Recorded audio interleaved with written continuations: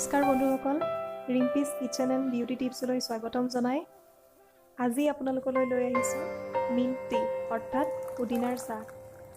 পুদিনাৰ উপকাৰিতাৰ বিষয়ে মই নকলেও আপোনালোকে ভালদৰে জানেই। পুদিনাৰ চাহৰো বহুতো উপকাৰিতা আছে। ইয়াত যথেষ্ট পৰিমাণে এণ্টিঅক্সিডেণ্ট পোৱা যায়।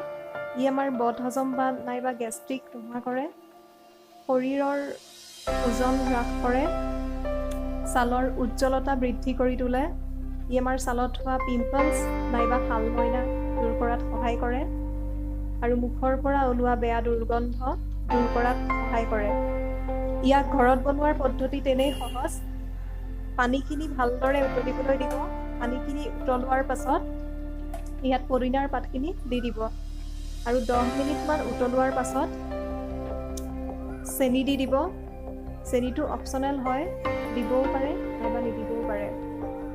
আৰু কিছু সময় উতলোৱাৰ পাছত দেখিব আমাৰ পুদিনাৰ চাহ প্ৰস্তুত হৈ গৈছে।